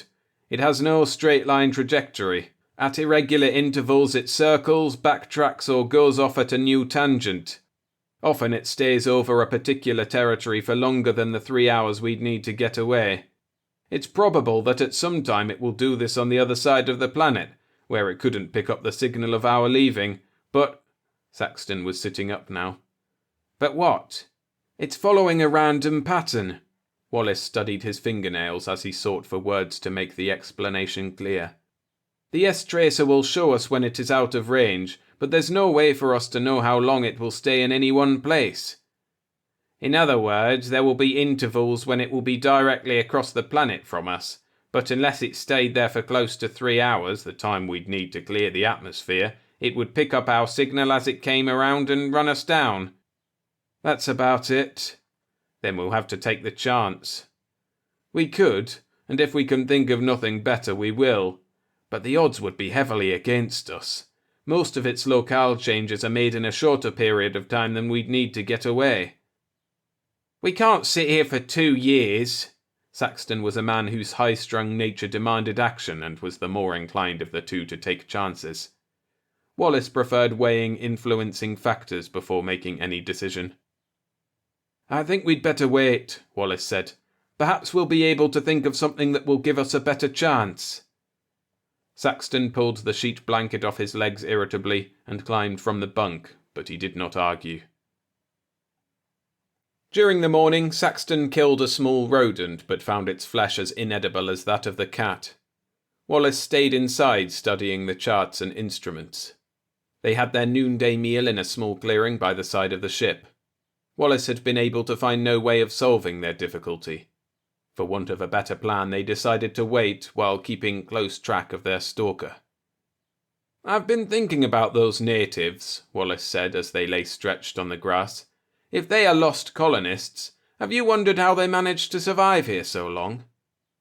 I did wonder how they protected themselves against the cats, Saxton answered. They don't seem to have any weapons. Alfin demonstrated that they must have exceptionally good hearing, Wallace said. But would that be enough? You'd think the cats would get them when they're sleeping, if not during the day, or kill off their young. That's what I meant, Saxton said. We saw no weapons, so they must have some other means of defence. They live pretty much like animals, Wallace observed. Maybe they stay alive the same way. If animals aren't powerful, they're usually swift. Or they have some other survival characteristics, such as prolific propagation. But what do these savages have, except perhaps the sharp hearing that you mentioned? That alone shouldn't be a deciding factor. Yet they were able to survive here for 2,000 years. How about an instinct of dispersal? Saxton asked. There might be hundreds of groups like the one we saw. That would help, but my thought was that if they don't use weapons, they might have gone at it from another angle. They adjusted themselves instead of their tools to their environment. Special ability stuff? Saxton asked. Wallace glanced over at the other man. By the look of abstraction on Saxton's face, he knew that no answer was necessary. Saxton's imagination was a moving force. When a subject intrigued him, he could no more abandon it and turn to something else than he could stop breathing. The trait was one that made him an ideal partner for Wallace, with his more logical reasoning and his insistence on weighing fact against fact and belief against belief. It was, in fact, the reason the two men had been teamed. One was the intuitive, the other the harmonizing, controlling factor in their combination. Saxton rose and stretched. I think I'll go inside, he said. I want to poke around in the library a while. Wallace smiled and followed his companion into the ship. This at least would take Saxton's mind off their troubles. Their enforced inactivity would be less tedious for the more imaginative man. Saxton selected several tapes from the bookshelf and put them in the magnifier. When I find something that sounds likely, he said, I'll read it. Stop me if you want to discuss anything I find. A half-hour later, Saxton said, Socrates maintained that the fewer our needs, the nearer we resemble gods. Do you suppose Alfin and his tribe are approaching godhood? Wallace's answer from the bunk where he lay was a discourteous grunt. "I thought so too," Saxton quipped. He went on reading. Almost an hour went by before he spoke again. "This might help put our savages in the proper place in their cycle," he said. Quote, "Giambattista Vica, a native of Naples, held a theory that human history progressed in cycles, each of which followed the same course. The first move in a civilization began when man, terrified by the forces of nature, invented and worshipped gods in order to placate them. Next, he made up myths of demigods and heroes and arrived at the idea of kingship. Finally, from kingship he came to democracy, which degenerated into chaos, after which the next cycle started and the process was repeated." "Interesting," Wallace said, "but even if it fits, I think we understand well enough where these people are in their cycle. What we want now is a clue as to what makes them different." Wallace was about to doze off when Saxton said, "Listen to this.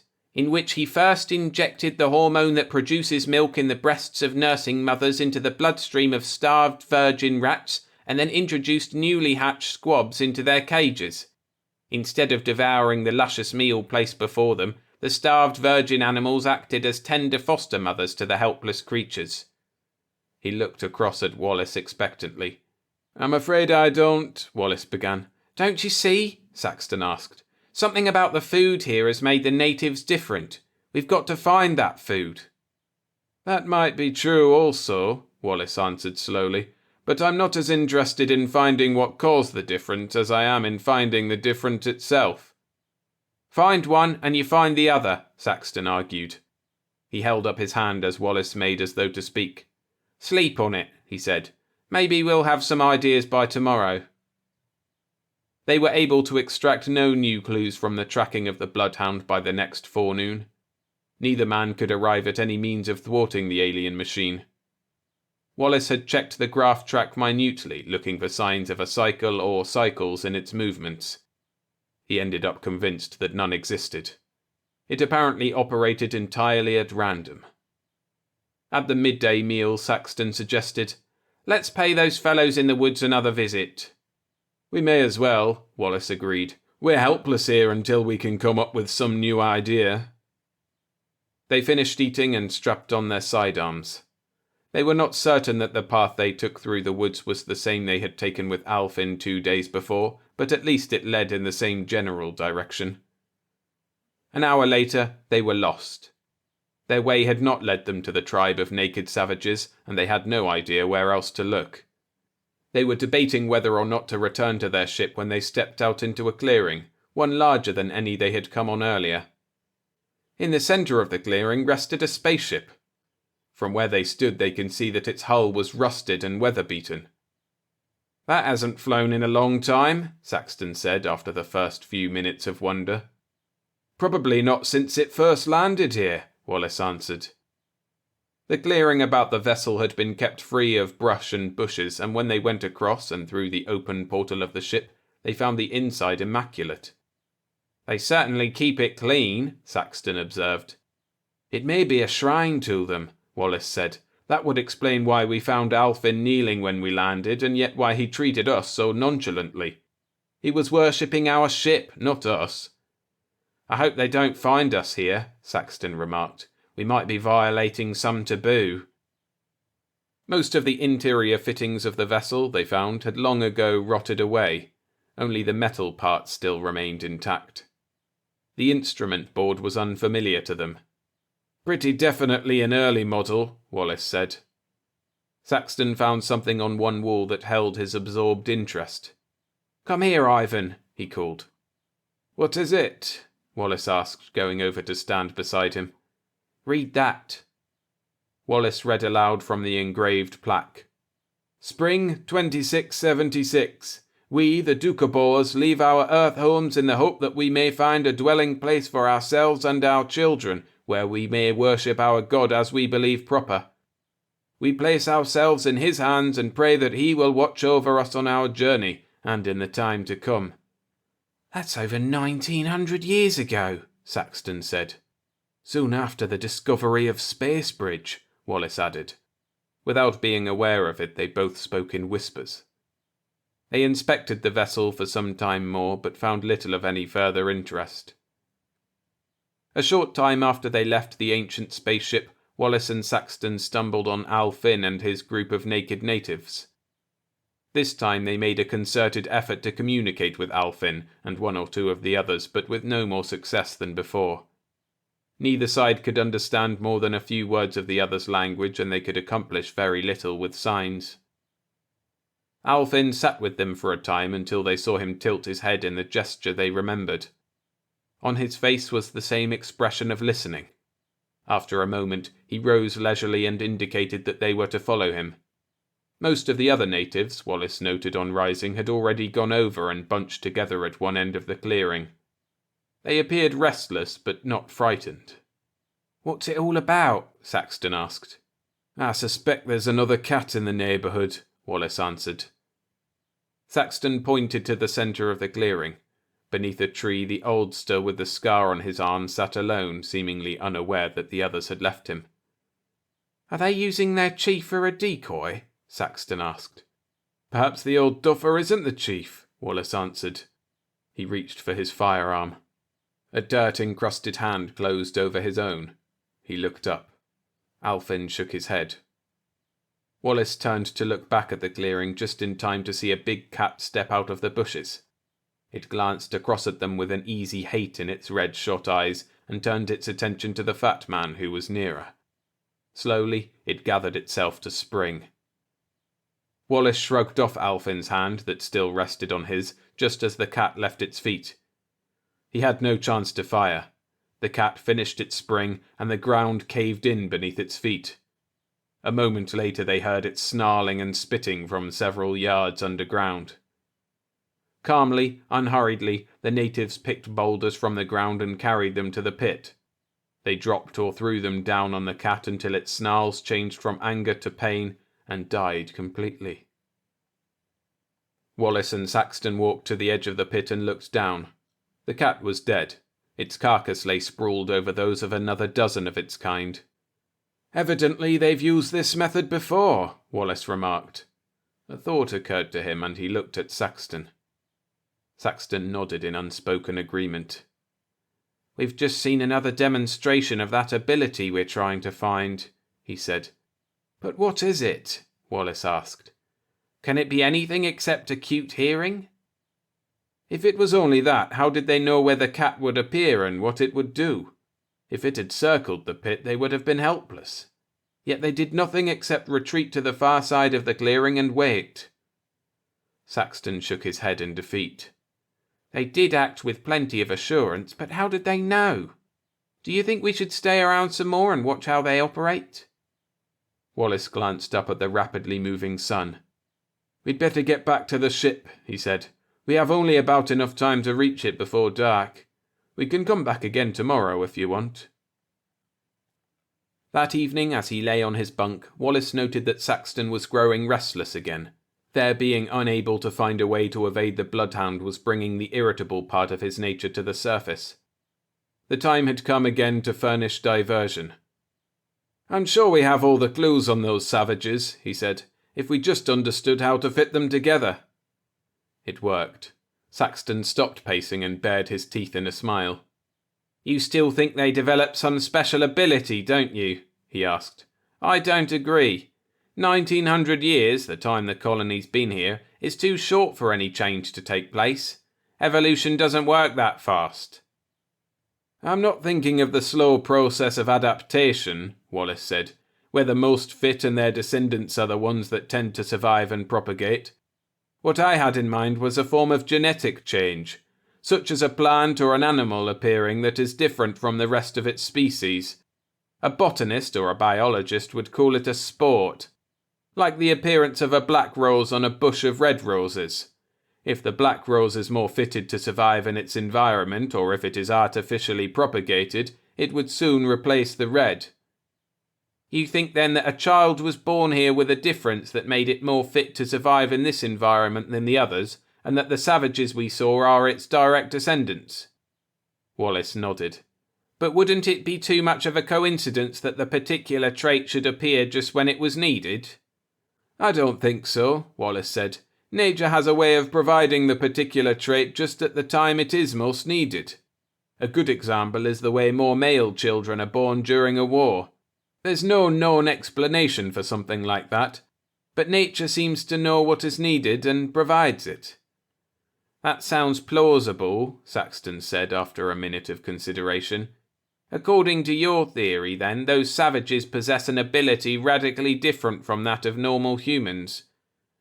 Not necessarily radically different, Wallace answered. It would probably be a trait inherent in all of us, but not so evident or fully developed. Or perhaps it has made its appearance before in rare individuals, but not being a survival characteristic where it appeared, it died. Something like telepathy or poltergeism or any of the other so-called wild talents. I'll admit I'm stumped, Saxton said, and I don't think we'll learn anything more here without staying and observing them a lot longer than I'd care to. If we ever get back home, there are specialists in that sort of thing who can do more with the facts we gave them than we can. Wallace sighed. I suppose you're right, he said. I hope we learn what it is before we leave, but of course we can't wait if we get the chance to go. Early the next afternoon they spied a figure hurrying toward them from the edge of the wood. It's Alfin, Saxton said. I wonder why he's in such a hurry. He's carrying something under his arm, Wallace commented. They waited while the native puffed his way up the bank of the small plateau on which the spaceship rested. When he reached them, he stood for a moment, fighting to regain his breath. It was evident that he had run long and hard.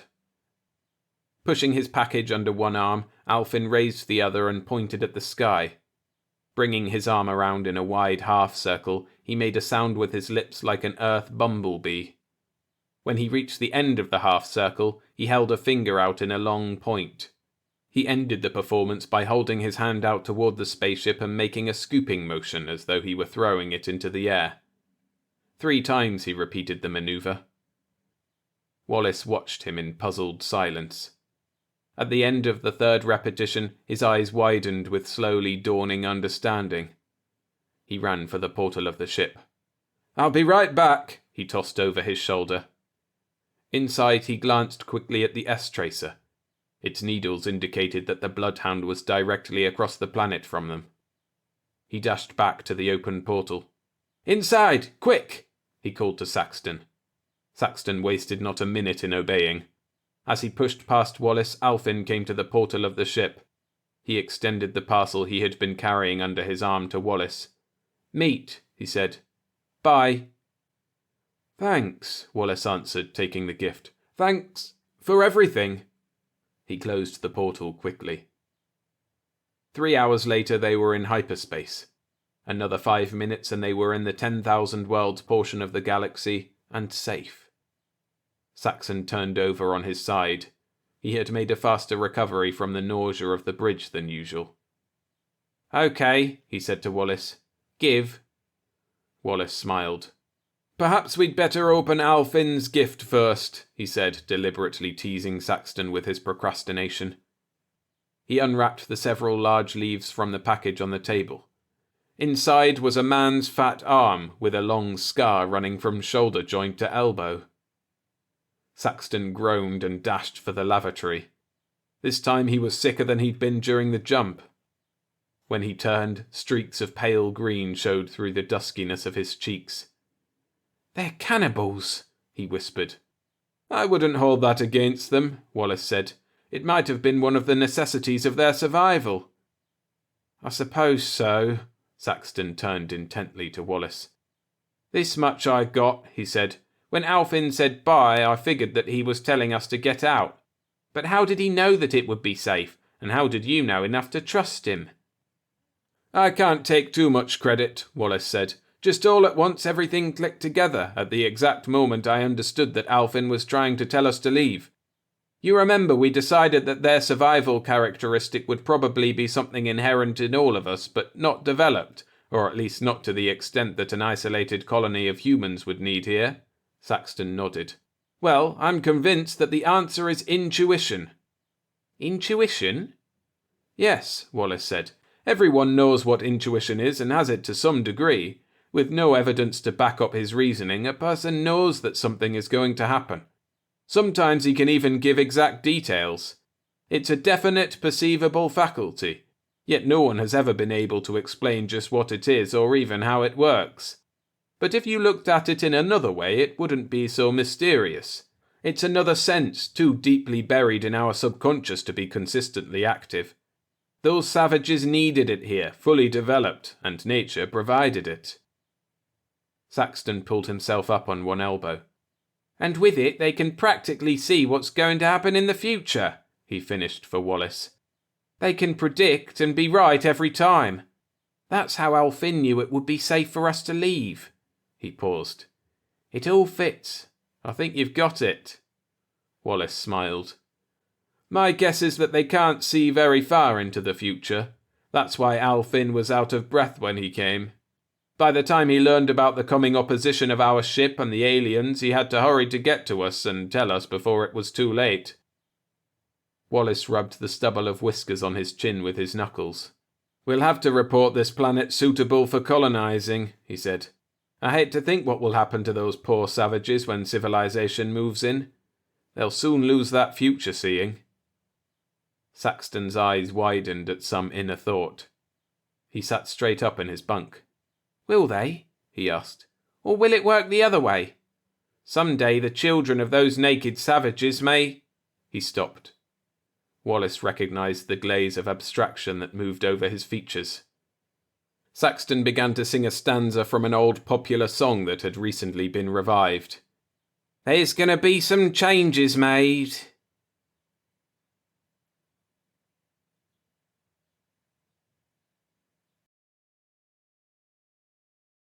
Remember to hit the like button to help the channel continue to grow. Thanks. Gramp by Charles V. DeVette. Narrated by William Skye. It's tough to see into minds when you're only a child, and tougher still when you see what scares you. Why is Grandma making mad pictures at you? I asked Gramp. Gramp looked at me. What pictures, chum? Pictures in her mind, like you're lazy, and like she wanted to hurt you, I said. Gramp's eyes got wide. He kept looking at me, and then he said, Get your cap, chum. We're going to take a little walk. Gramp didn't say anything until we walked all the way to the main road and past Mr. Watchorn's cornfield.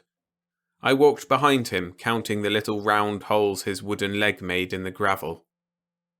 Finally, Gramp said, Abracadabra. That was our secret word. It meant that if I was playing one of our games, I was to stop for a while. Gramp and I had lots of games we played. One of them was where we made believe. Sometimes we'd play that Gramp and I had been working all day, when we really just stayed in the shade telling stories. Then when we got home and Grandma asked us what we had done, we'd tell her about how hard we had worked. I really did see mad pictures in Grandma's mind, I said. Have you ever seen pictures in anybody's mind before? Gramp asked. I always see them, I said. Don't you? No, Gramp said after a minute. Other people can't either. You're probably the only little boy who can. Is that bad? No, Gramp answered. It's good. But remember how I told you that people don't like other people who are different? Well, even though seeing pictures like you do is a wonderful thing, other people won't like you if they know you can do it. So we'll just keep it a secret between us. I was glad Gramp told me, because he always knows the best things to do. I'm his chum.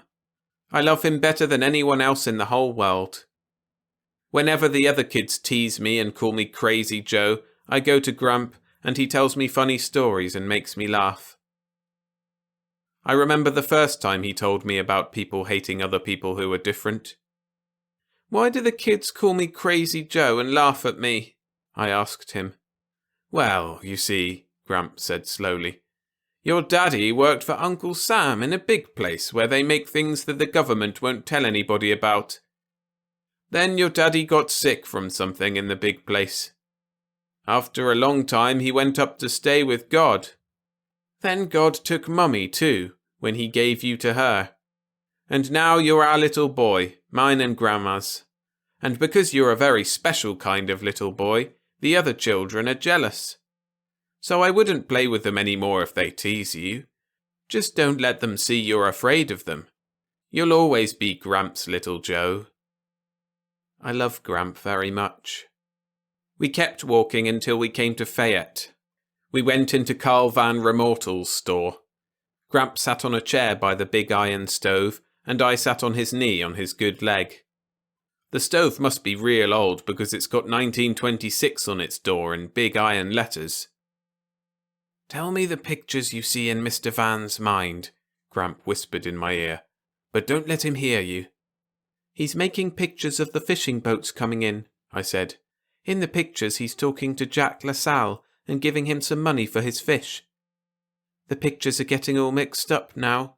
He's putting the fish in ice in boxes, but other pictures show him in church.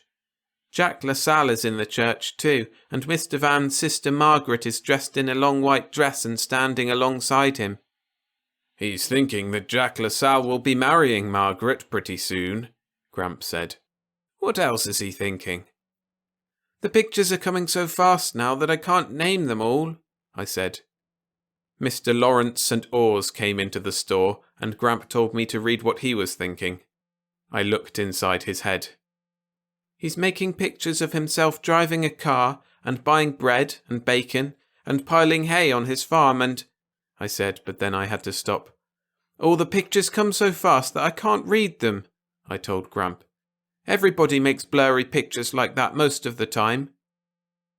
Instead of trying to tell me what the pictures are, see if you can understand what they mean, Gramp said. I tried, but it was awful hard, and pretty soon I got tired, and Gramp and I left the store and went back home. The next morning, Gramp and I went out in the barn, and Gramp said, Now, let's see what we got here. He had me try to do a lot of things, like lifting something without touching it, and trying to make chickens run by making a picture of them doing that and putting it in their minds. But I couldn't do any of them. After a while, he said, Let's go down to the store again. We went to the store almost every day after that. Then sometimes we just walked around Fayette, and Gramp had me practice reading what the pictures in people's minds meant instead of just what they looked like. Sometimes I did it real good. Then Gramp would buy me some candy or ice cream. One day we were following Mr. Mears, and I was telling Gramp what I saw in Mr. Mears's mind when Mr. St. Oars drove by in his car. Mr. Mears is making pictures about feeding meat to Mr. St. Oars's dog, and the dog is crawling away and dying, I said to Gramp. Gramp was real interested. He said, Watch close and read everything you can about that. I did. After, Gramp seemed very happy. He bought me a big chocolate bar that time. Chocolate is my best kind of candy. I read lots of things in other people's minds that made Gramp feel good too, and he bought me candy just about every day. Gramp seemed to have money all the time now, instead of having to ask Grandma for any. She wanted to know where he got all the money. But he just smiled with his right cheek like he does and wouldn't tell her. Most of the people in town didn't seem to like Gramp anymore. They made mad pictures about him whenever we met them. Sometimes, when we were in the store, Mrs. Van would come in and she would talk to me. She was awful nice. But she always had sad pictures in her mind, and sometimes she would cough real hard and hold a handkerchief up in front of her mouth. When she did that, Mr. Van used to get sad too. In his pictures, Mrs. Van would be dead and laying in a coffin, and they would be burying her in a big hole in the ground. Mr. Van was nice too. He gave me crackers and cookies, or sometimes a big thin slice of cheese. One night, Gramp was holding me and buying some groceries, and Mr. Van was putting them in a cardboard box, and he was thinking about going to the bank in Escanaba and cashing a check. And the man gave him a big handful of money. I told Gramp, but then Mr. Van came close. I didn't say any more, like Gramp had told me. Mr. Van was whistling now. He made pictures of giving the money to Mrs. Van. She was getting on a train and going to a place where it was sunny all the time, and her cough went away and she wasn't skinny anymore. In his mind, Mrs. Van was real pretty. She didn't have the long nose like she really has. When we got in our car, Gramp was excited. He asked me where Mr. Van had put the money he brought back from Escanaba. He had bad pictures in his mind about taking Mr. Van's money, and I didn't want to tell him. But he grabbed my arm so hard it hurt, and I began to cry. Gramp never hurt me before. "What are you crying for?" he asked me, cranky. "I don't want you to take Mr. Van's money," I told him. Gramp let go of my arm and didn't say anything for a while. "Sometimes the pictures you see aren't true," he said. "You know that." He took out his blue handkerchief and made me blow my nose. "Like when you see pictures in Grandma's mind about her hurting me," he said. "She never does, you know. So the pictures aren't true. It's just what we call imagination." "But your pictures are bad. They make me scared," I said. "We all make bad pictures like that, but we don't mean them," Gramp said. "Remember how you said that you'd like to eat the whole apple pie last Sunday? You probably made pictures of doing that, but you never did because you know that Grandma and me should have some of it too." I guess Gramp can explain just about everything. So I told him where Mr. Van had hid the money under a box of brown sugar. Gramp smiled and started the car. He let me steer while it was going slow. "Who's my chum?" he asked. "I am," I said, and I laughed real happy. The next day when I got up, Gramp was gone. I went back of the barn and played. I got a bunch of tin cans and punched holes in them with a nail like Gramp showed me, and I made steps out of rocks and put a can on each step. I poured water in the top can. It ran through the holes from each can to the other, all the way down the steps. I heard our car come in the front yard. I went around the barn, and Gramp was just going up the steps to the house. He had been to Fairport, where the big store is, and he had bought a lot of things that he was carrying in his arms. At first I was glad because he had bought something that was for me too. But then I saw some bad pictures mixed with the happy ones. Of Gramp breaking a window in Mr. Van's store when it was dark, and going in and taking something from underneath the brown sugar box. "You told me you wouldn't take Mr. Van's money, and you did," I said. "Shh," Gramp said. He put his packages on the porch and sat down and took me on his lap. He took a deep breath. "Remember what I told you about imagination, chum?" he asked me. "So you know you're not supposed to believe all the pictures you see. Now, you're Gramp's chum, and I want you to promise me again not to tell anyone but me what you see, and I'll tell you if the pictures are real or not. Promise?" I promised, and Gramp opened one of the packages. He took out 2 new pistols and a belt with double holsters to carry them in. He bent over and buckled them on me. "You look just like Hoppy now," he said. I gave him a big kiss and ran back of the barn to shoot robbers. In the afternoon, Gramp was playing he was a bad Indian and trying to scalp me when a strange car drove in our yard. Mr. Van and 2 men with badges got out. Mr. Van was real mad. "We've come after the money, Bill," he said. Gramp got white. He was scared, but he said, loud, "What the hell are you talking about?" "You know what, Bill," Mr. Van said. "Someone saw you break into the store. It will go easier on you if you admit it." "I told you I don't know what you're talking about," Gramp said. His eyes moved kind of quick. Then he noticed me and he walked over to me. "That's a fine way to talk in front of the boy," he said over his shoulder. He took my hand. "Come on, chum. We're going in the house." "Just a minute," the biggest policeman said. "We've got a few questions that we have to ask you." Gramp made believe he was brushing some dirt from my pants. "Did anyone see me take the money, chum?" he whispered to me. "No," I said, even though I didn't understand exactly. "Mr. Van is just pretending he knows you took it, but he doesn't." "Good boy." Gramp patted me on the head. "Go into the house now." He turned and walked back to the three men, pushing his wooden leg into the ground hard. I didn't go in the house, though. "Now I've had just about enough of this," Gramp said with a big frown on his face. "You can't bluff me, Van. Say what you got to say and get off my property." Mr. Van's shoulders seemed to sag, and he got sad. He made the pictures in his mind of Mrs. Van being dead and being put in a big hole. It made me so sorry I couldn't stand it, and I cried, "Tell him you got his money under the seat in our car. Please, Gramp, give it back to him." Nobody said anything, but everybody turned and looked at me. They stood real still. I saw in Gramp's mind that I had been bad. I ran to him and put my face in his coat and began to cry. I couldn't help it. After a minute, Gramp knelt on his good knee in front of me and took my cheeks in both his hands. "I've let you down, chum," he said. He wasn't mad anymore. He picked me up in his arms. "You needed me, little Joe," he said. "You needed me." His eyes were all smudgy. He squeezed me so hard I couldn't breathe, almost. Then he put me down and said, "Come on," to the two policemen.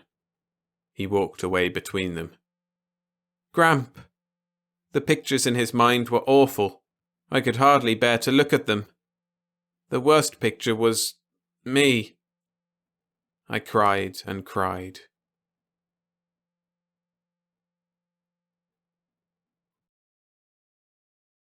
Thanks for listening. I'd love to hear what you thought of the stories, so please share your ideas, memories, and reactions to these Charles V. DeVette gems in the comments. For those who want more, I've started producing full-length classic sci-fi audiobooks, high-quality narrations, DRM-free, and easy to download and listen to on your favorite app. Buying one supports me directly and keeps new stories coming. There's a link in the description where you can see what I have available. At time of recording, there's The Variable Man by Philip K. Dick and The Time Armada by Fox B. Holden, with more to come in the future. In the community section of the channel, I'll be running polls for you to vote on which ones I do next. See you in the next one.